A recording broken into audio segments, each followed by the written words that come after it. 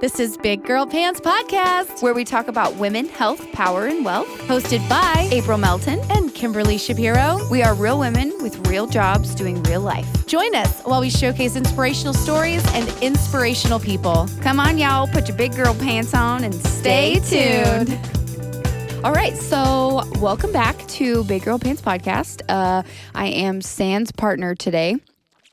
Shapiro has a stomach bug, so I have been conducting the interviews by myself.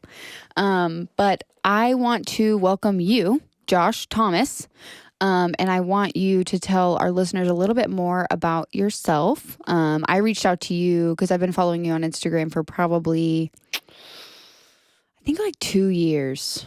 And I think I found you from like a Dymatize, either an ad or something like that. But I found you and I followed you, and then I realized, oh shit, he's local. And then because I initially started following you because of fitness, right? Because I'm like, oh yeah, it's another buff dude. Love those guys on Instagram. Follow.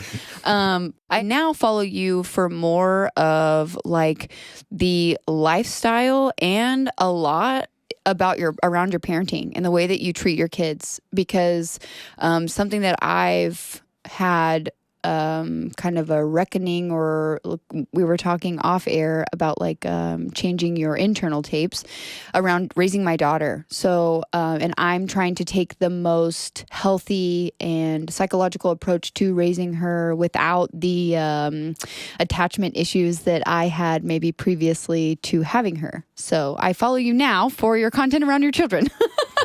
Thank you. Yeah, Thank you're you so welcome. much. Yeah. So yeah, tell us more about you. So my name is Josh Thomas. I've been a personal trainer, lifestyle coach for the past 16 years of my life. Started at 15 and interning just high school athletes, trying to prepare them for some kind of sport, and just fell in love with seeing the impact that I can make on people's lives. From there, it kind of just blossomed into obviously a passion for helping other people besides athletes. Just, I've trained, kids from 8 years old to people in their 80s. I've seen the value within my own life, through my own journey of, becoming a husband, a father, and while balancing, creating businesses and just helping other people impact their own lives in a positive way. Really just seeing the value that health brings to my life. I've fallen off so many times as far as, having my own challenges with, being 300 pounds. Yeah. You're no longer 300 pounds. Yes, yeah. I'm 100 pounds less. Yeah. But yeah, really coming up in just a single parent household, seeing the value of, a strong woman with my life, my mom, and what she built for me. She had to take on both roles. My father was in the Army for 25 years, so he was stationed all over the world. There were times when I went and saw him, every now and then. Yeah. But the challenges that I grew up with were just trying to find that validation within my own self of being a man. What was that to me? Yeah. What does that look like? Yes. Yeah. And it was just me trying to, bumping my head around, trying to figure it out. I didn't have a good relationship with him, so it wasn't something I could really talk about or kind of talk to anyone about, really. It was just me trying to figure things out on my own in a lot of ways. Being an only child probably doesn't help that either. I was going to ask, do you have any siblings? But no, you're an only child. I have, my dad had 3 kids after, right. Yes, so different marriage. But not the same from your mom and dad. Yes, right. not the same. So just a lot of challenges for me coming up. But through that, I've aligned within my own profession, becoming healthier for everyone around me, my family, my clients, just so I can showcase and be the example the best way possible. I'm still learning. I'm 31 years old now. So it's just this process of making sure that I am, living what I'm, speaking, and posting. Well, and when you say healthy, there's so many aspects to health, right? It's mental health, physically healthy, emotionally healthy. Emotionally healthy, yeah. yes. I mean, there's so many financially facets. healthy. I mean, really, there's so many aspects of it. And just, taking that holistic approach has really added so much value to my life. I realized, as I became healthier, physically, I just gained the awareness of, the health of my relationships, just how I was showing up for other people, my children, the example that I want to be as a father. Yeah. And it's just so many aspects just clear up. And it was just it's kind of awakening Yeah, moment. it's like for light me. bulb. Yes. Yeah, it's nice. So let's start first with, you said when you were in high school, you were 15, so you started helping like high school athletes. Where did that maybe progress into like bodybuilding, and then you get sponsored by a company like Dymatize, and you're competing and you're doing all that? Like, when did that happen for you? Did you play sports in high school, or? I played some sports in high school. A funny story, when I was in middle school, I ran track, but during the off season, I wasn't doing much. Just kind of hanging out at the house, video games. My mom finally got to the point where she's like, "You need to do something. I'm gonna get you a membership." Right. She got me a membership. I didn't go. And she's like, Mom. "Okay, you're gonna go do karate." So started karate. I didn't like karate at all. From there, I was like, okay, I'm going to give this gym thing a try. Yeah. I was around 12 or 13. So just got in the gym, started seeing some results, had a couple friends like, oh, wow, like you're putting on some muscle. Okay, let me come to the gym with you. They would kind of fall off over the years, and I just kind of kept sticking to it. Yeah. And slowly seeing that progression. And then, I was 12, 13. I didn't compete for 10 years. I didn't compete until I was 22. Wow. I had a friend do a show, a fellow trainer of mine that I was working with at a gym. He kind of talked me into it, got a coach, and then from there just got into bodybuilding, saw some good response. Again, just, looking back on it, just trying to figure out for me as a young man coming up, like, what's my thing? What's my thing? Where do I find my and niche? Then in the gym, it's like you're getting bigger. Like guys are like, "Oh wow, man, you're like getting bigger." Bro, like, then you're okay. Bro, gains, bro. I'm gonna keep going. So I just had that external validation. I kind of attached to it. Can't stop now. Started competing. I did very well. Started getting some sponsorships from like Dymatize, great companies. Traveled the world. Had just guest posings like in Japan and all the way here to Arlington or Amarillo, I should say. Yeah. So guest posing? What's that? So it's like if you think about there's bodybuilding shows, and then you have like the halftime show, which is like some kind of feature. A feature. Yeah, yeah. So pro bodybuilders kind of come in and they'll be like the guest poser. So it's kind of halftime entertainment, I guess. Yeah. They're like, hey, this guy stays show ready. We're gonna bring him in to do some posing. Yeah. So that was fun. It's looking back on it. I went to early shows, like early in my career, and I really attached some of my emotion to what I saw. And so there was a show that I went to. I saw this professional bodybuilder, halftime at guest posing. He brought his kids up, and I was like, oh man, that would be so cool. That would be so cool if that would happen. And, like 5-6 years later, I was in Amarillo doing the same thing, bringing my two on stage. Yeah. So it's looking back, it's like I put all these little kind of memories in my pocket. Okay, I'm going to do that. I'm going to do that. Even with the magazine cover, it's like I was like, okay, at 15, my mom would buy me all these magazine covers. I'm like, okay, or magazines, and I just would see the cover. I'm like, that's so cool. I'm like gonna one day, do I'm gonna do it. And I just made a goal. I was like, before I'm 30, I'm gonna do it. I'm gonna be on cover. And then I think I was like 29, and I was like 3 months away from my 30th birthday. Yeah. And I got on a magazine cover, January 2020. Just and manifesting that shit. So just making it happen. So all these things, I was like, wow, like you just put your mind to it. And it was just, that was kind of the buildup of just me kind of creating all these other aspects of my life. Yeah. But yeah, it's been a crazy ride. And from there, I just kind of had my own challenges, becoming, a father, husband, and the challenges come with relations, and kind of the challenges of a relation are hard. You know, it's like it's that vulnerability that, those, which men aren't always keen to being vulnerable. You're telling me. Oh, is that a thing? Is that a thing? I would just, put it into the gym, What? Feelings? I don't want to talk about those.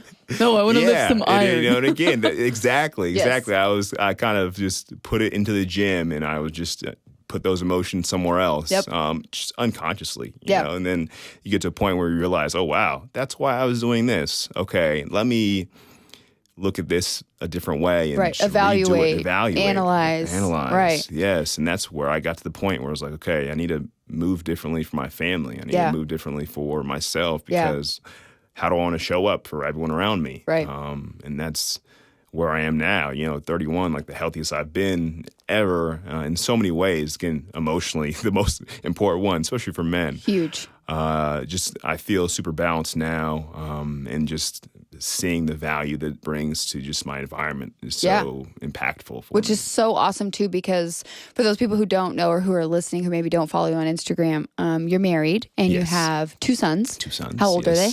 Jax is 5, about to be 6, and Ian is 4. And they're precious. Thank you so They're much. so close. I had no idea they were They're so close. 14 months apart. So cool. They're best friends. Are you guys done, or do you know? We are working. We're planning on a 3rd. Okay, that's yes, exciting. We want to go for a girl, and I'm like super excited. Yeah, that's awesome. I need it. I need that girl. Yeah. You're like, I have my wife, but I also need my baby girl. Yes, for sure. Yeah. So how many bodybuilding shows did you do? I started in 2012. My last show was 2018, competitively. I did a guest posing in 2019, so 10 to 12 shows. Yeah. I started off doing like one a year. It's for like a progression standpoint, like you take time to grow. Right. You have a show, you get ready for a show. And cutting. Exactly. Right. So it's like, I'm prepping 12, 16 weeks for a show. Yeah. And then I have the rest of the year to really increase and make improvements in some way. Right. It's just a long process. It's a long process. And what were you doing like for work during this? You were still training? I was still training. Okay. I was training clients. I had a location. I was in Valley Ranch over by where the old Cowboys facility was. Yeah. And then also I was in Frisco, kind of, Plano area. It was called Willow Bend Fitness. Yeah. So working 2 places, also online coaching, trying to build that business up. Yeah. During all this time, did you have your Instagram account too? Because for people who aren't listening, you have like 30,000 followers, right? Yeah, about 35. Yes. 35. Yes. Yeah, that's a lot.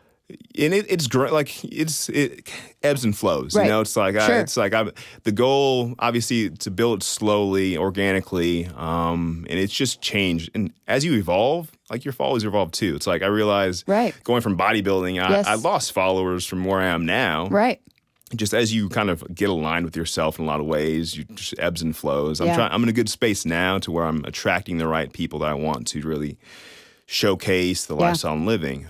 Which is important, right? Because if people are following you for content that maybe you're like either not interested in producing anymore or you're checked out from making, you're like, there's only so many baby oil pics I can post. Yeah. And again, even now I'm like, you're like, guys, I'm more than abs, exactly. okay? Yeah, it's weird. It's like, even now I'm just like, do I want to post this shirtless picture? But it's like, it gets the most attention. That's where I'm at. That's where I'm at with the booty pics, man. Because it's like, I know I have an ass, but do I want to post the ass? Like, why do I have to always post the ass? I'm like, no, I want to post the podcast. Like, I have a brain. It's more than just a booty. But I get it. We're well balanced. Hey, I'm not complaining about that part, but I just wish there was more attention for like less TNA. Yeah, and it's a patience, a game of patience, right? It's like, eventually everything, you attract the right crowd, you attract the right. Your vibe attracts your tribe. Yes, exactly. And that's kind of just how I view things these days, just seeing, what I want to focus on, like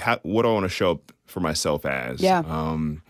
And then if it resonates with someone, that's great. Right. If it doesn't, it's okay. Right. I'm in the space now. I may not be the one for you to be following, or to even because we follow. I don't know how many people you follow on Instagram. I follow a lot, but like I follow people because I get some kind of value from their content. I'm not the kind of person who's like, oh my God, I hate that bitch. I need to follow her so I can talk shit about her. I do not have that space in my brain. I got too many other things going on in here to be following. You can't hold on to it. So you can't gross. hold on to it. Yeah. So like after you decide, because, so how long have you been with your wife? We've been together 2014. So we've been married for 5 years. Together for seven. Yes. So you've been together for 7 years. Yes. So, you're in the beginning, of dating her. You're in the bodybuilding space, in that world, and then you guys start having kids, and you get married, or you get married first and you have kids, whatever cycle or whichever. We had one kid, and then we got married. There you go. Whichever routine or track you headed down. Exactly. And then from there, you're like, okay, am I really doing everything that I need to be doing for my family? Is bodybuilding the right place for me to be the best dad and to be the best husband, right? So you decide to retire, hang up your Speedo. Yes. Whatever. Yep. Yes. whatever the banana hammocks they call Banana those. hammock, Yep, we there you called go. that. All right.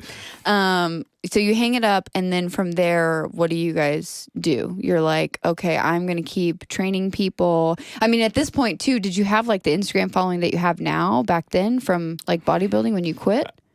You know, it was probably about, in 2020, it I'll say grew, retired. about, Quit is a it grew bad about word. 10,000 in 2020. Wow, again, 10 grand? Yeah, and it was organic. It was a lot of just workouts I was posting. Like for Oh, me, yes, it was just 'cause that everybody shift. was at home. Yeah, yeah. And it was a huge shift for me. Last year was so challenging. Like the lockdowns hit. Both my gyms got shut down. Yeah. I had online clients kind of going up, but at the same time, like I had to transition everything to all online. Yeah.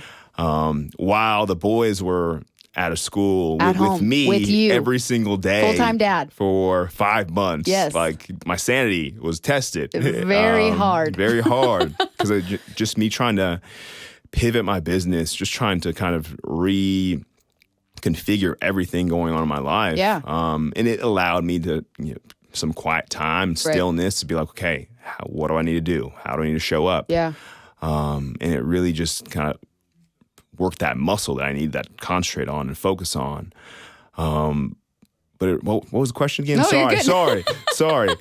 You're fine. So when you stop bodybuilding and then Yes. you go into training, you really focused on, I guess, because you were working at two different gyms. Yes, Yeah. yes. So how did your life change when you stopped doing bodybuilding? And did you only have sponsors around training, like around your bodybuilding? And then they're like, oh yeah, we don't work with you anymore. No. I mean, Okay. they were like Dom Ties is a great company, Yeah. amazing company. And the only reason they discontinued was because we weren't traveling all last year. Right. Nothing was going on, no expos. Yeah. So you can't really go and push their products if nothing's happening. It was a clean break. Yeah. It was ultimately kind of something that, again, me kind of aligning with things that I wanted to. I'm so focused on making sure that I'm, promoting and posting things that I'm actually doing in my life. Yes. I don't want to, push a product that I'm Right. not using. And I've had multiple people kind of come out and want me to push a product, and it's like, Oh, you didn't do a sponsorship with Fit Tea? Is Yeah, that? Oh, that's not a thing. You didn't want to promote diarrhea tea? That's not your bag. no, it's not my bag. Okay, it's just not me. No, I'm not a fan. I'm not posting goalie hair gummies. Okay, that's not a thing. Yes, exactly. So it was a time where 2020 hit. And I was like, okay, let me just reconfigure everything. Things I look at them like, yeah, they're falling apart in a sense, but they're just kind of falling into place in a lot of ways. Yeah. And it allowed me to kind of just rebrand in a lot of ways and just look at my own life. And ultimately, I live my life, and I post about it. That's it. Yeah. I'm not. Which is the best thing because it's authentic. Yeah, and that's Yeah. the thing. It's I want to focus on authenticity. I want Right. to focus on, okay, this is who I am.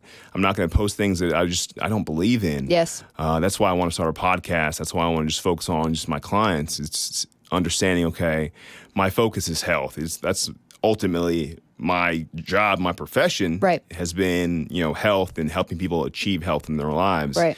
And that can come from people trying to just, get some abs. Right. But I want to showcase, what comes with, aligning with health. Yes. You get abs when you focus on the right things. Right. And it stays for a long time. Yeah. And that's really my focus. I didn't want the people that, came to me for just abs. Right. I want people to be attracted to They're me. like, I don't want to be a because- good person. I don't give a shit about my mental health. I just want to be skinny. Okay, can you make me skinny? And that was ultimately, think bigger, exist better. That's the line in my podcast. It's like, I want people to really kind of focus on the bigger picture. Yeah. Being able to, maybe you can't see it now, but being able to connect with it in some way or resonate with it in some way. And Right. that was really me as a father and as a husband. I was like, okay, how do I want them to see me? Yeah. You come to the realization in your adulthood where you're like, okay, I'm this way because I saw this happen when I was younger. Yeah. Okay. I can tell them one thing, but what am I doing? Right. How am I It's not showing monkey up? hear, monkey do. It's monkey Exactly. see, monkey do. Exactly. They do So everything that you do. it was really just this passion of going into like just generational health. Yeah. Personal health is great. If you really focus on the bigger picture, okay, Yeah. what are my kids seeing? What impact is my diet having on them, in the long run?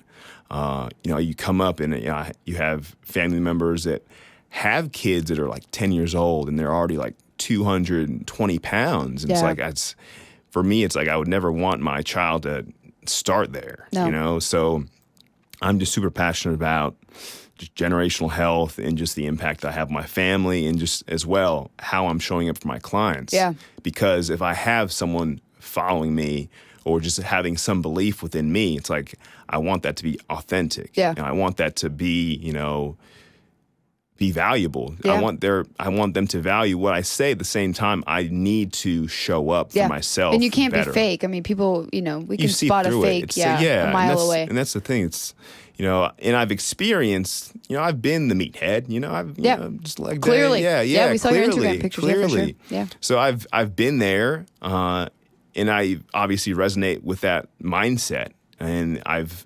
matured and evolved through it, and now I'm here. Yeah. What is that mindset? What's a meathead mindset? Chicken, rice, and broccoli, mindset? bro, and the gym. Okay, that's my priorities. That's what I do. I think once I was in there, I think having that external validation of just like, oh wow, like you look so great, you look big. You attach your identity so much to it. 100%. So much to it. And God forbid you get an injury and then you can't train and you're like, oh my God, my whole life is over. And it caused you just blinders. Oh, for sure. Yeah, you're just Gym. focused on Gym. Yeah, That's like it. oh, this is what people identify me as. Okay, this is what I'm gonna be. This is what I am. Yeah, this is what I am. This is my identity. Yeah, so it's just that was the mindset. It's very aesthetic, and again, there's no judgment to anyone that's currently doing it all. Right. Like it's just, this is where I've been through it all. Yeah. I understand the aspect of being in that mindset to where I am now. Yeah. It just feels like light years difference in so many ways, and just becoming more responsible as a father, as a husband. It's like that's where my path is right now.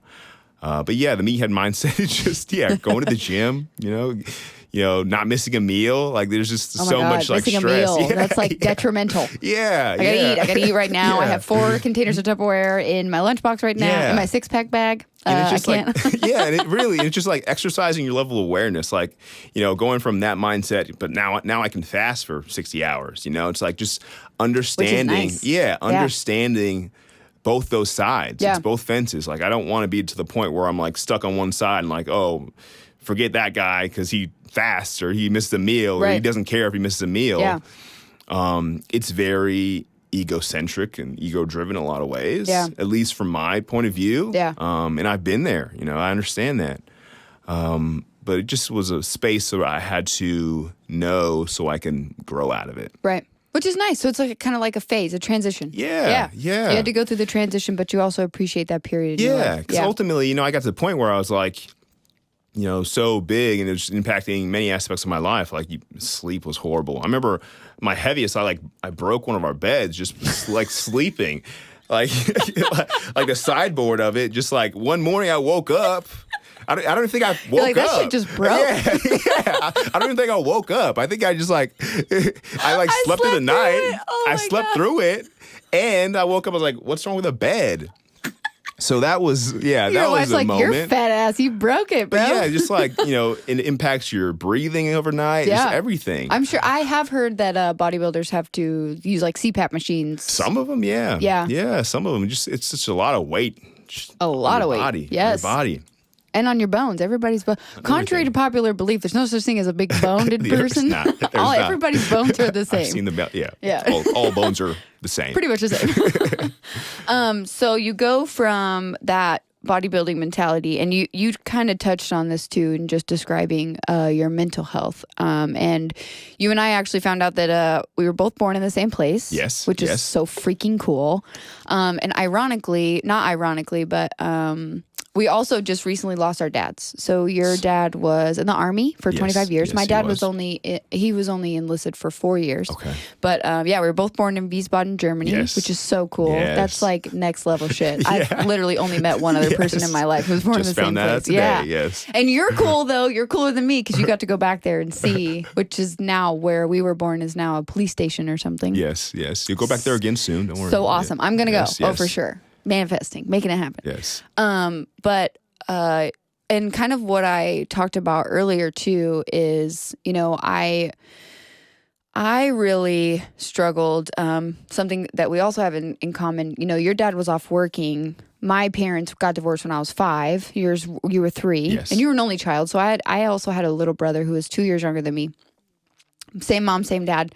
And then I had another little brother, different dad, but same mom. And my mom was a single mom too. She was a single mom for a long time. And even with my youngest brother. So I really struggled with my identity as a woman because where I gained that fierce, fearless, no bullshit attitude from my mom because she basically had to play both roles. I also didn't know where I identified and aligned with men because I didn't really have that strong of a relationship with my dad. So I too am also on like a self development journey as far as like my emotional health and attachment bonding and trying to figure out like where I stand and all these different things. And, having kids really changes your perspective on everything and your perception on everything. Because it's like, well, that may have been good enough for me or my trauma and all this baggage that I carry along with me everywhere I go. That was cool in my 20s, but like, okay, I'm a parent now. I got to get my shit together and also make sure that this doesn't happen to my kid or she doesn't have the same like insecurities that I had or these developmental issues. And I have to rewire and delete my tapes and retrain my brain to understand like what it is that's important for me or what it is that I need or what validates me and make sure that those things are healthy. And that's what I really, really appreciate about your content. And I know that it's authentic from you on your Instagram and the things that you talk about with your kids, like the meditating with your son. Is that your oldest or your youngest? The oldest. Oh my gosh, he's so zen. He's like, pretty funny. How cool is that? Yeah. And he's just like, he's a little version of me. Yes, we're good, man. Yes. We're good. When is your birthday, by the way? What is your sign? I think about Pisces, March 2nd. Okay, so you're water sign. Water. Yeah, Yes. it makes sense. Yes. Yeah, super chill. That's cool. I pick it up on it. I'm a Virgo, so I'm a perfectionist, so I can't do shit unless it's perfect. Yeah, I'm a perfectionist as well. Yes. Also great. Yes. Also a great trait. But yeah, I played football in high school. Okay. Yeah. All right. Yeah. Nice. And I've been lifting weights since I was like 12 because Hey, we're in the same boat then. middle 12, school. 12, Yeah. So middle school, I start training and I start lifting weights. But the problem is I played lineman. So I was like in the locker room with all the 300 pounders, Yes. right? And they're like, well, yeah, it's cool. You can do that too. I'm like $150. Yeah. And they're like, Yeah. but you can deadlift 225. It's fine. You can squat 225. It's cool. Let's just see how far you can go, you know? see. And I'm a girl. Let's see it. And- Yes, throw let's you in see what there. happens. So, and I think that was the only, that was definitely my foundation, which I love, Yeah. right? Like I love that I had that physical, because So valuable. once you get it, it's like you can't break it. No. Like I know Yeah. that no matter what happens in my life and all the things that I go through, I always have that to go back to. Yes. Like I always have the gym to go back to. And even if it's not at the gym, right? Even if I do a workout at home or work out upstairs or outside or go run or whatever, like I always have that to basically level set, which Yeah. is so The nice. mind is like a muscle. Yeah. Just like that's the most important one. Just If I didn't have that, I don't understand. Like, that's why Shapiro and I joke all the time. She's like, I don't like to work out. I wish I was like disciplined enough, or I had that. And when I first discovered that, I knew that was going to be my home base. That was going to be the place that I always came back to, whether my diet was, good or bad or whatever. I always had training to come back to. My highest level of training. But I've done that since I was in middle school, and then, trained in high school and in my early 20s. And now I'm 33. I'll be 34 this year. And my husband also trains like all the time, which is so nice. And then, what I teach my daughter too is like, I want to remind her that we have to use our bodies to make ourselves to feel better, not because we ate cake, Yes. or not Oh, because we yes. ate pizza, or not Yes. because we're eating bad or whatever. Exactly. And I don't want that to be the internal tapes that she has, right? Like, Exactly. oh, I'm feeling super fat, so I need to go exercise or whatever. I don't want that to be where she's at as far as exercise. Like I want her to know that we're gonna go ride our bike because that's fun and it makes us feel better. And exercise and going swimming makes us feel better. Jumping on the trampoline makes us feel better. Not like eating pizza, you should feel bad about yourself or feel like, It comes back to play, right? Just like kids. Exactly. Play. And I love it. Like, I love playing with her. I love having the ability to play with her. But like, when I got married, I met her dad when I was 23, and we got married when I was 24, and he was like 29. He was in oil and gas, so we traveled everywhere, went all over the United States, and eventually, I actually just listened to a podcast not that long ago, Michaela Peterson, Jordan Peterson's daughter, and I'll send it to you if you haven't listened to the episode. It's phenomenal. It's with Adam Lane Smith, and they talk about relationships and attachment bonding and why women and men do the things that they do in relationships and how we're thinking that we're communicating effectively, but we're not communicating at all. Yes. But so I think that once I had Chloe, and I was like, in North Dakota by myself, I was alone. I was not very happy because I didn't have my family or anything near me, and I was pregnant, and I just ate all of my feelings, and I got up to like 250 pounds, and I didn't lose it until, a year or more after she was like already a baby, and I breastfed and everything, and just because you're breastfeeding doesn't mean you're not hungry. Like, you're starving during that process. So that, like, it was terrible. But so we go through that. And I think that I was listening to this podcast, and they talk about how attachment bonding, typically what happens with women is once they have children, they realize, okay, there's some things that I didn't like about my childhood. I don't want to repeat those things. Well, then if you're married to someone who's not willing to have the conversation around that attachment bonding and they don't want to change, that's going to be really challenging for you. Yeah. And that's what ultimately led to the demise of my marriage, which I didn't know that it was called that, but I knew that that's what it was. Like, I was looking for progress. I'm looking to move forward. That's what I want out of, my kid's life. And I think that similar to what you said, like, I want to make sure that I'm showing up for my kid and for my relationships, whether that be with my husband or my daughter or my mother or my parents or, my dad previously when he passed away, like that I'm doing all of that internal work and rewiring those tapes and making sure that the things that I say to myself are positive and nice and, all those things. And that's what, and, of course, people come to your Instagram and they see, oh, this guy like works out all the time or he's posting home workouts or whatever. But the most valuable content I think I get out of your stuff is the relationship-based stuff. Yeah, and thank you for that. You're welcome. Yeah. So we're bonding so well over this. Yeah, for sure. Because I get the same thing. Like, I resonate so much with just the eating aspect, eating with your feelings. Like, for me, bodybuilding was that to me. It was me trying to kind of fill that space of, okay, I'm getting validation from the outside world. Okay, this is what I need to do. Yeah. Even if, it impacts your health. Yeah. And that was me eating 7-8 times a day, right? Just trying to all day get long. get bigger. And I got to the point where I came to that realization, like, wow, like, why I'm doing this is for the wrong reasons. I'm doing this because I'm feeling the space of, you're feeling a void, right, of what I thought I needed as a child. A big strong man. And right. It was far from it. Right. Me having these vulnerabilities of, someone calls you small and you get like upset about it. I'm not small. You call me small.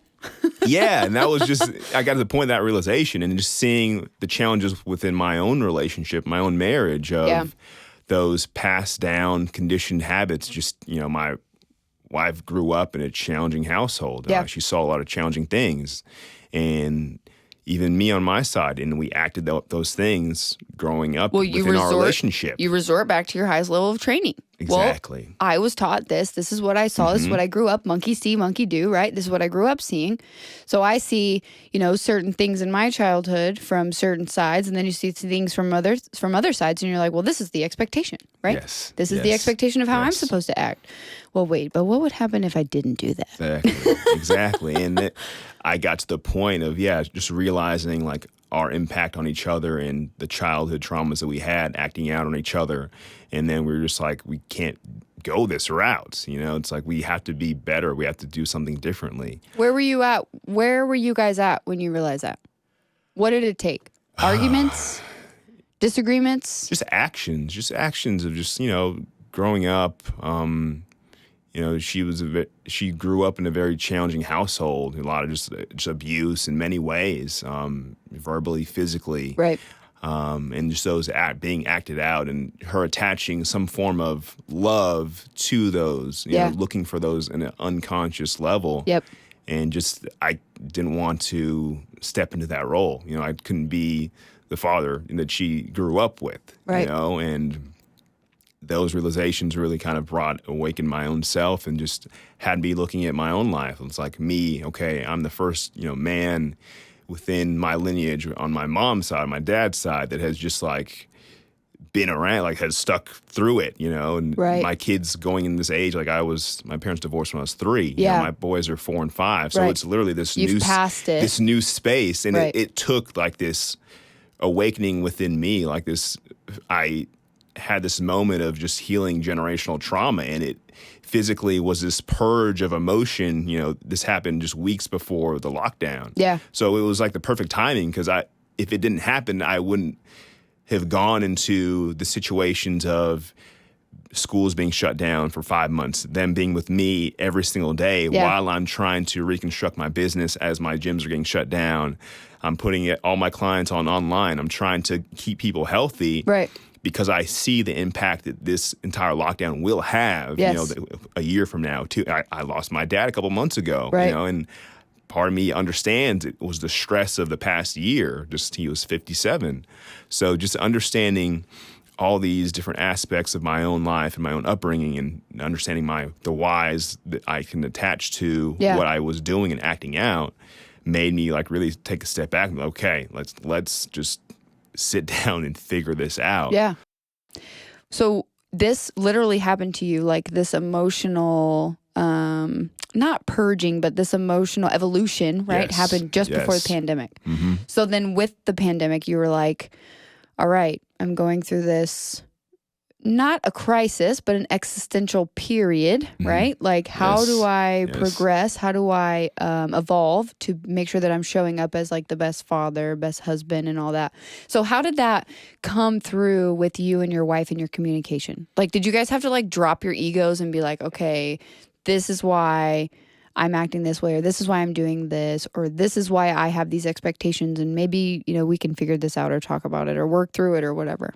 I wouldn't say drop the ego. I think we just like beat each other. I think we beat each other's egos up so much that we were But kind of that's done. good. So then you're like challenging each other. Yeah, so we were challenging each other. Yeah. And ultimately, that's what it was. Like, I'm thankful for every single experience that we've gone through. Yeah.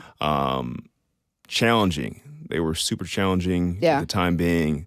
They definitely, you know, made me question my abilities in so many ways, but it really kind of opened up my own understanding of, okay, why am I thinking this way? Right. Okay, I have this dialogue within myself that Right. says, oh, because you grew up without a father, that you won't be a good father Right. or a good husband because you didn't see that role, Yeah. you know, and what was required within it. But at the same time, you know, I had to take a step back and look at it from a different perspective of, okay, I got to this point of self-actualization, realization at a younger age because I was able to kind of sit and stay in this space and be patient. Right. But it required a lot of outside help, you know, just having that partner that understands, that has been through more challenges than she would like to say. Yeah. But ultimately just came back to just love, you know, understanding, okay, this is how we're showing up for each other. How do we want to show up for each Right. other, or even ourselves? Because it all starts with the self, that inner work like we're talking about. For sure. Ultimately finding it within yourself so you can attract and resonate outside, Right. outward. Yeah. Yes. Well, and it's like, damn, I had something in my head, but I can't remember what I was going to say. There's two things. I kept thinking about the book, The Untethered Soul, where it talks about the inner voice, because basically this inner voice lives in you forever, right? There's always an inner dialogue, and, you know, you can call me crazy if you want to. I talk to myself all the time. No, I'm But an only it's- child. Yeah. Yeah. You're like, yeah, I know that crazy. But there's that. And then it's also like, you know, committing, because I am a kid of a broken home or divorced parents. It's easy for me to use that exit strategy or to resort to the exit strategy to say, fuck it, I could just quit. You know, I could just get out. I can just leave. But it's like the honor and the integrity that it takes to commit to something and not walk away from it is way more challenging than it ever is to quit. Which is like, you know, mind blowing to myself. I'm like, oh shit, but like I can make it work. Like I can stay here. I can work this shit out. It's that paradox. Yeah. It's yes. Like, yeah. It's like, yeah, it's really easy to just quit and give up and, you know, go find somebody else. But the problem is like all of those problems still lie within yourself. And you come back to that same level. And you bring those to other relationships. Yeah. Like, and it's just like that ceiling, you know, you hit that ceiling with a relationship, you think, okay, you go somewhere else. You hit the same ceiling, you can't break through it until you stick with it. Oh my God, is my problem myself? This is so crazy. Yeah. Yeah. So, and we talked about, or I brought up, you know, your dad earlier and my dad too. We recently both lost our dads. Yes. When did your dad pass away? Passed away 2 months ago. Yeah. Yes. Wow. What day? Oh, this is 21st of April or May? April. Wow. My dad died on May 10th. Okay. Yeah. And he was 53. Okay. Yeah. And he was, wow, young. 57. Yeah. Same. Young. Yeah. Really young. Really young. What do you think you've gotten out of that experience? You know, growing up, you know, again, my parents divorced when I was 3. Right.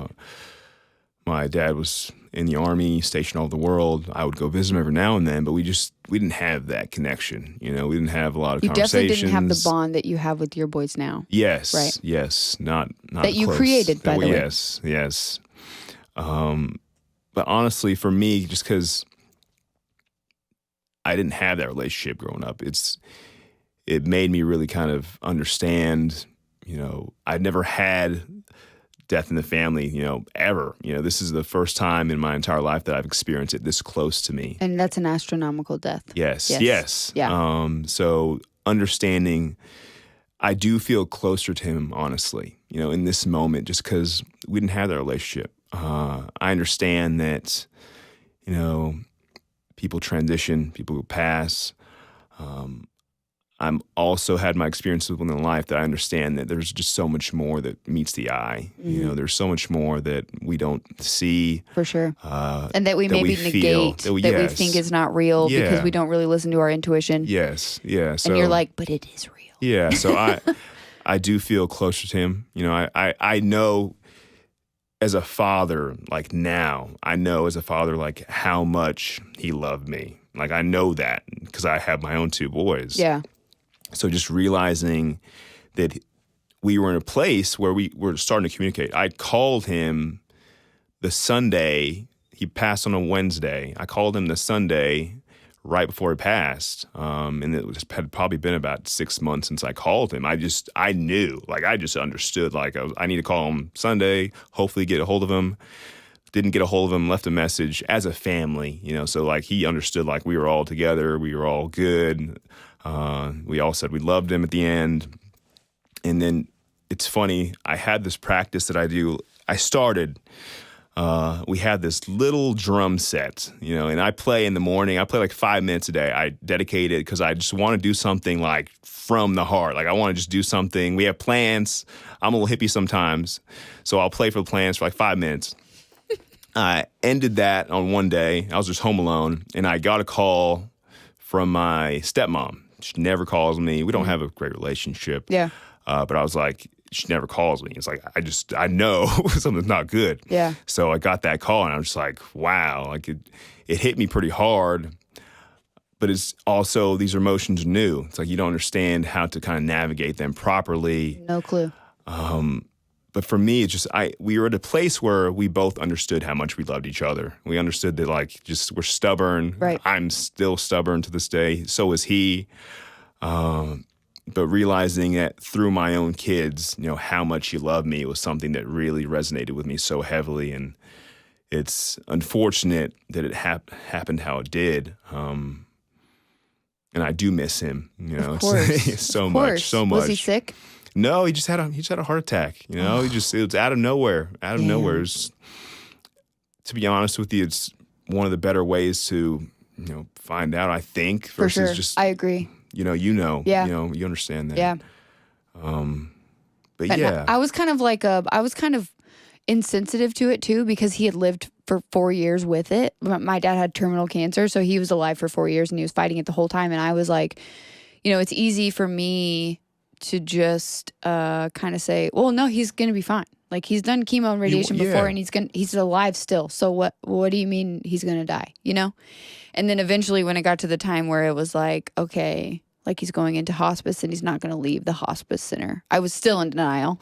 Yeah. And then he passes away. And then, you're just struck with these feelings that you've literally never felt before. And like, I really struggled with my relationship with my dad. But I also realized, like, you have to love people for where they're at. Yes. And I can't make him be the things that I needed him to be, but I can appreciate the person that he was and the way that he loved me in his ways, right? Yes. But I can change the cycle in which my daughter experiences love and the things that she does and the attachment bonding that she has with other people and how she expresses herself and how she does all those things. So like, accepting what it is, right? What's that quote? Like, God grant me the serenity to accept the things that I cannot change and the wisdom to know the difference, or whatever. That's probably wrong, but close enough. Okay. Yeah. I understand. But like, and that was a big thing for me because I always wanted to change him and be like, why can't you just be like this? Why can't you do this for me? Why can't you be this person for me? And then I'm like, oh shit, well, he doesn't have the mental capacity. And also this is just who he is, and then just loving him for who he was. And I feel the same way. There's a book called Hand in the Mirror or Hand on the Mirror. And one of my friend's sisters wrote it. And it was about her late husband and how every year on his birthday, there would be a white handprint on the mirror in her bathroom every year, even after she got married and everything on the day that he died. Wow. Right. Or his birthday or whatever day it was. Yeah. I think it was the day he died. And I'm like, oh, 100, that 100% has happened to me since my dad passed. Like, there was this noise he used to make. It's so weird. But there was this noise he used to make with his mouth that sounded like water droplets. Like, when the people do that. Yeah. Oh my God. So one day I wake up, and I've never told this story on the podcast, but one day he woke up and I heard it like 5 times. One day I woke up and I heard it like 5 times. And I was like, all right, Dad, like, I'm up. Okay, that's fucking really weird, but okay, I'm awake. Thanks, Dad. And then I'm like, you're with me. It's cool, man. It's there. Yes. But yeah, it's that is such a huge loss, but also has shaped the way that I parent and the way that I just have interactions with people too. Yes. And teaching my kid to be more vocal about things that she doesn't like, things that she, things that bother her, and how to be emotionally healthy. Like, my kid, I am so proud that my kid is so emotionally healthy. Like, she'll be like, hey, Mom, I want to talk about something. I'm like, hey, man, what's up? What you got? What you want to talk about? Like, well, when this happens, like the other day, she's like, when I have friends over, it feels like you like them more than you like me. And I'm like, wow, thank you so much for telling me that. Because we have friends over all the time. And she's like, well, when we have friends over, it just feels like you're like, telling me to do stuff a lot, and that, but you're always really nice to them. She's like, can we like work on that? And I'm like, oh. They're so in tune. There's my kid. Yeah, There's my kid. Yeah. I love it. And I'm like, absolutely. Thank you so much for feeling comfortable enough to talk to me about it. Like, mind blown. They're so in tune. Who the fuck am I? Just last night, my oldest, he's like, Dad, let's talk about emotions. I was like, all right, sure, buddy, let's do it. But yeah, they're so in tune within even relationships. They feel that energy if something's off. Oh my God. Yes, they talked about that in that episode too, and how kids are like, their wires are so tight and also so like perceptive. Yes. If there's tension between you and your wife, your kids can feel that at 1,000%, because like the rat study you said about cherry blossoms, their trauma response is, if my home or my environment is not stable, then I'm going to get abandoned and then I'm going to die because elephants are going to find me and eat me or something. You know what I mean? Like, that's the tribal learning that they've had, like, genetically. Yes. So it's like, no fucking shit. They're freaking out when Mom and Dad are fighting. No shit. They're like, this is awkward. I hate this. I don't like this. And that's what I told Chloe. I'm like, this is what I tried to negate with your dad, because I didn't want you to grow up in an environment where he and I were consistently arguing and you never felt safe or secure. So like, that's why I couldn't stay there. And she's like, that makes sense. She's like, I get it. And I was like, do you notice now, like how when Matt and I have a conversation that no one's yelling at each other, that we're not like, slamming doors or doing actions like that. We're just talking. Sometimes the conversation can be tense, but we're not yelling at each other or saying hateful things or mean words, because those things are just trying to get a reaction out of somebody. And she's like, yeah, Mom, I understand. Also, you're my favorite parent. I'm like, I love you too. You're my favorite kid. So there's that, Yeah, but they're so in tune. You're exactly right. In tune. We went to a graduation for our boys like this past weekend, just seeing how they just interact and respond, and they're so calm. And you have other kids that are just all over the place, just depending on nutrition, their parents' interactions, their relationship. There was a couple that was kind of arguing, and their kid was just very shuttered, like closed off and very shy. Yeah. And you just see the impact.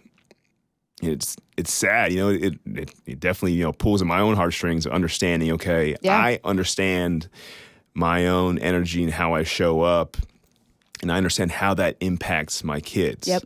There are a lot of people that just don't. And that's it's similar to what you said about the kid being overweight. If you know better, you do better. But if the parents don't know better and they're not consciously seeking that education or that information or that enlightenment, even, or the health that comes with like working out and nourishing your body properly, etc., how can they do better for their children? Yeah, and that's really my biggest thing. It's just like I trying to show people, okay, just by exercising a little more, you gain that awareness. Just by drinking more water, you gain a little more awareness, just self-awareness. It's all about in tune and being understand your body, in tune with your body. But yeah, it's very sad to see the impact that some parents have on their kids. And for me, it's like I am aware of it, and now I probably overwork to make sure that I'm showing up better. Yeah. But Same. It all pays off. Yeah. It's all worth it. 100%. I know. I've noticed. It's funny too, because I'm not really like I don't resort to substances for release, right? Like if I need a break or whatever, I'll be like, man, I should really do some yoga today. I need to align my chakras or whatever. But it's like I don't drink alcohol, and I try not to. I mean, it's not that I don't. I just don't like to do it frequently. Yes. Like I do it like maybe once a year for my birthday or something, Nice. Maybe an occasion or whatever. If I go to a wedding, I'm like, fuck yeah, champagne, what's up? But like other than that, I've noticed even just with, and this is probably like TMI, but I don't really care. Like with my cycles and like how important the female, like your cycle is to every part of your life. Like if your cycles are healthy, then like your body is healthy. And I notice like I'm a little bit more tired today, or I'm feeling a little bit more bloated than usual. I wonder what's going on with that. And like I do extended fasting too, so I can notice like, is that really a hunger pang, or am I like just a little bit bored or dehydrated or whatever the case may be, right? And then I tell Chloe, I'm also like, hey man, the reason why I take care of myself so much is so that I can take care of you to the best of my ability. Because if I'm drinking all the time, or if I'm resorting to other substances, or if I'm not sleeping enough, or whatever the case may be, I'm not going to be the best mom that I can be. So like, this is why it's so important. And that's like why I try to stress, the going on walks or going to ride our bike or whatever, because we feel better. And then, oh my God, nothing makes me happier than when my kid flexes in the mirror. Like that sounds so vain, but I'm like, look how strong you are. Like, and she can do confidence. Yeah, and she can do a pull up and it's my favorite. It's my favorite. I'm like, yes. And that sense of pride, that feeling that you feel when you can achieve your goals. Like I'm reading Jocko Willink's kid books. Mm-hmm. Have you ever read those to your boys? But I need to get some. I will give those to you when you're done, because I'm reading them to her, their chapter books. They're perfect if you read one chapter like before the boys go to sleep. Yeah. So good. He's got the first book is like about this young boy, and his uncle is a Navy SEAL, and he comes and he helps him train, and he helps him like, he does do jujitsu, and he does like pull-ups in the garage. He does all these things, and he's like teaching him how to be accountable and also like to reach your goals by discipline. Yes. It's a good foundation. That's like the best foundation right there. Just so discipline. I try to bring my boys to the gym with me. They see me work out. lifting some 5-pound weights or having fun, running around playing. Right. But really kind of setting that foundation for them is so key for me. I want them to understand that, I work out because, again, I view my body as a tool. Right. We all have 5 senses. It's like, okay, if I can refine the tool itself and build on those senses and that perception, like everything else kind of flows and fits in together.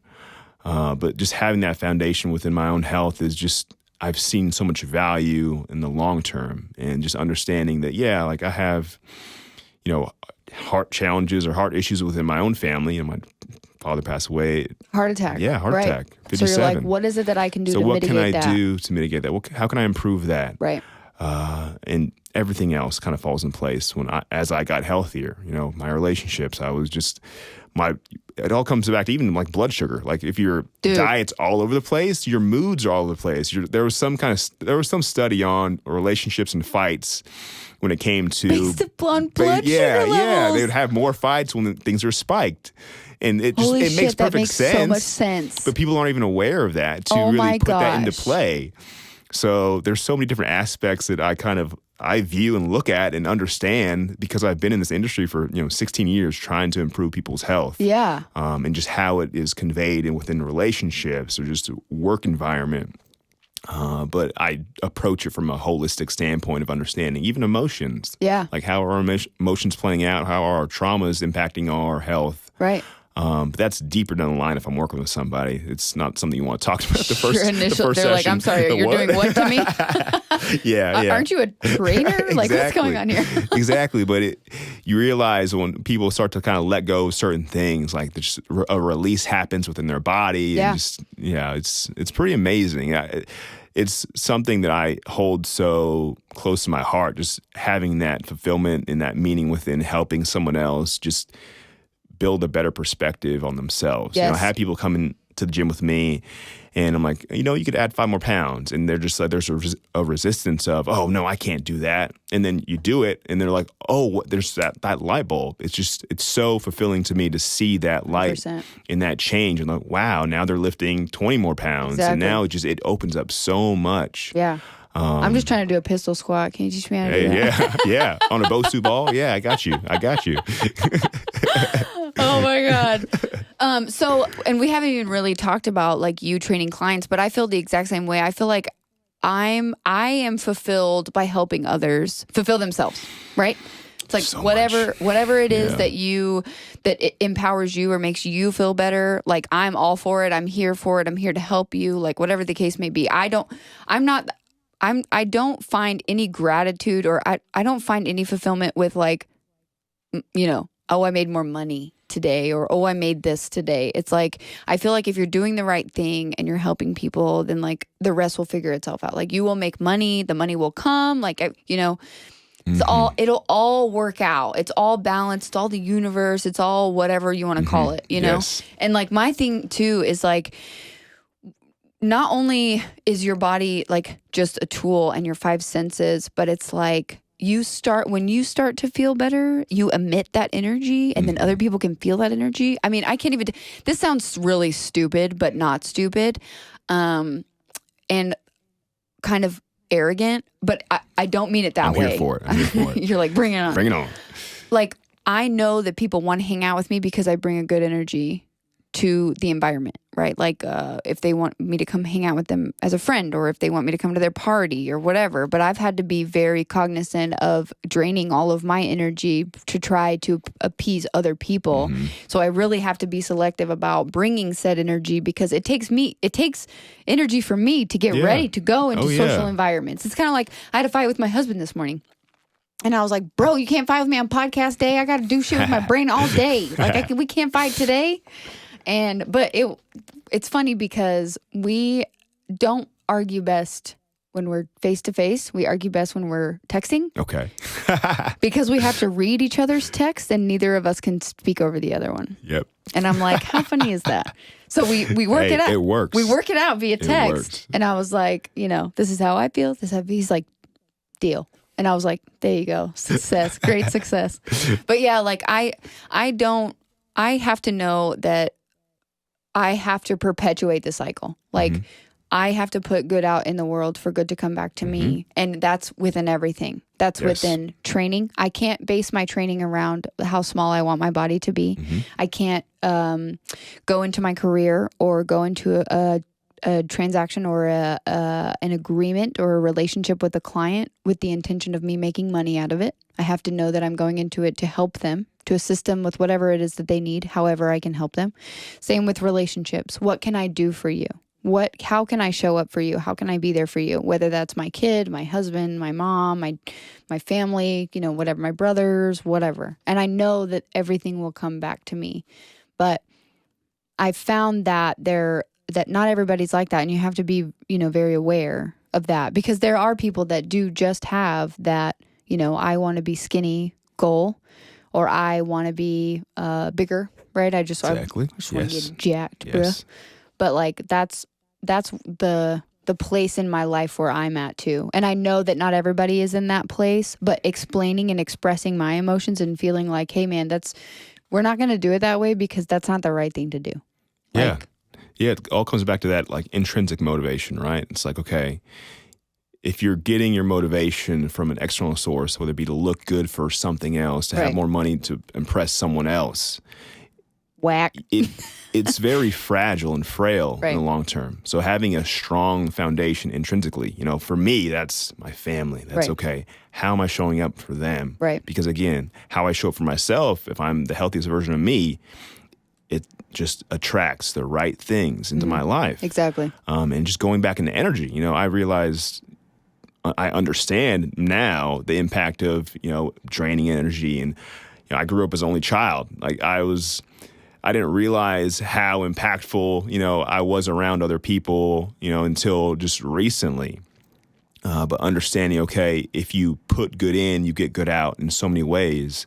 But it all comes back to what is the foundation that you're building on? What's that motivation? What's motivating you really? And it takes a lot of time to really understand and your attachments to certain things, whether it be money or just trying to attract a partner, whatever it may be.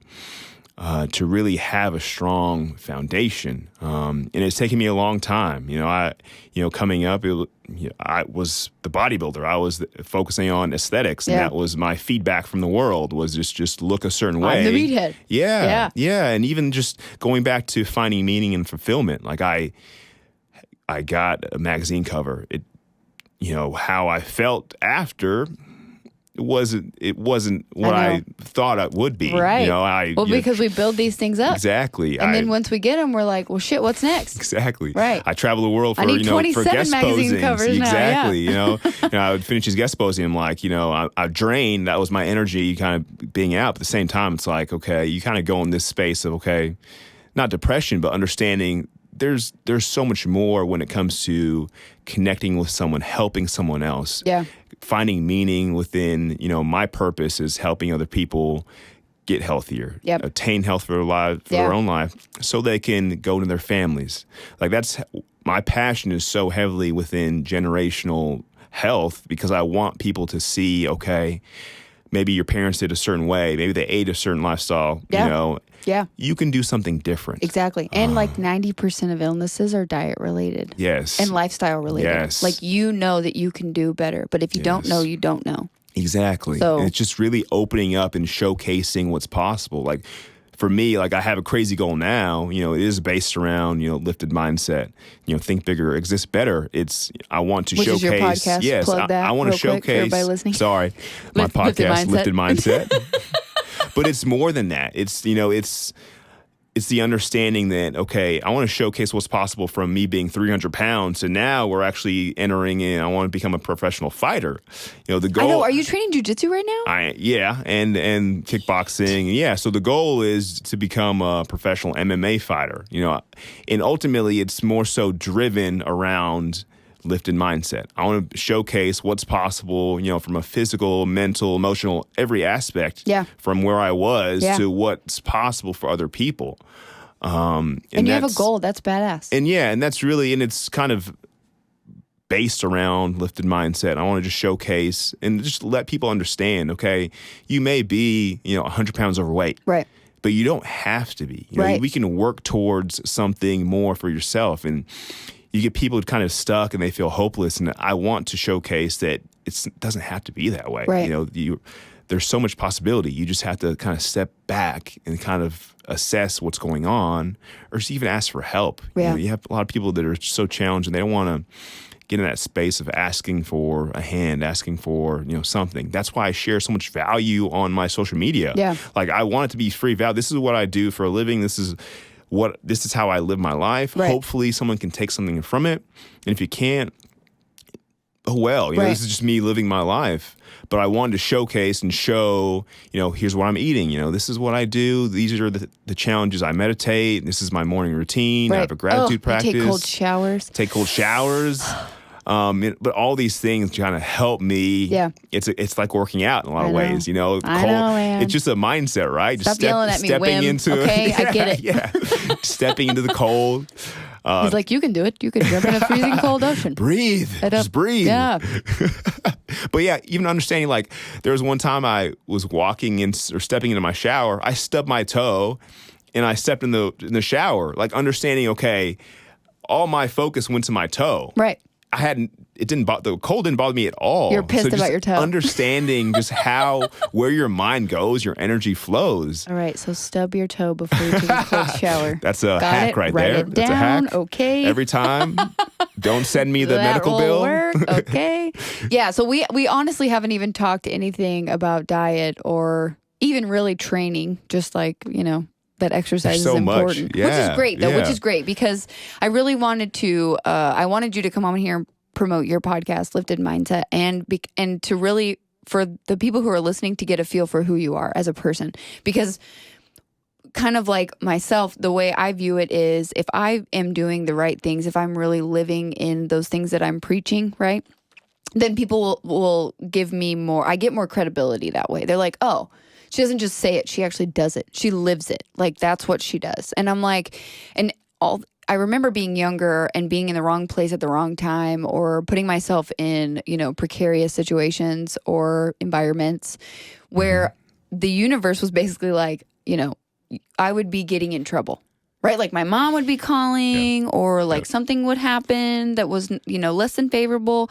And now I'm like, I'm in the right place at the right time all the time because I do what I say I'm going to do, and I'm doing it for the right reasons. Exactly. Which is so liberating. Yes. Like, I'm not doing anything. I'm not jeopardizing myself, not putting myself in any questionable situations. I'm not doing anything bad. I'm just trying to fucking live my best life and trying to promote that for everybody else It's too. the best space. Yeah. It's the best space. I mean, because you're so present there. Like, Yes.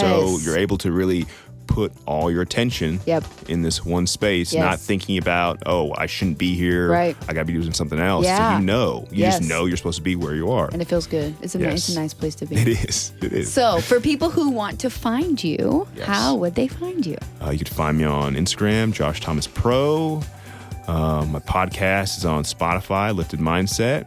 I have a few episodes out. I still need to get back to work. And yeah, those are my main sources. So if someone wanted to work with you, like as their trainer, they would just find you on Instagram. I'm on Instagram, or you go to www.jt-train.com. Okay. But yes, those are my three. Yeah. Yes. Awesome. Or LinkedIn, obviously, Josh Thomas. Yes. Oh yeah, we should connect on LinkedIn Yes. professionally. Yes. For sure. Yes. Well, thank you. Thank you Thank for coming. you. This Thank has been you so such an much. honest, Yes. and open and awesome episode. Thank you so much, I'm April. here I for appreciate it. it. Yes. And if you want to find us, subscribe to Big Girl Pants Podcast on YouTube. We are on every podcast platform. We could talk about that after too. You should be on every platform for sure. Yeah. But yeah, find us at biggirlpantspod.com. Thank you. Bye.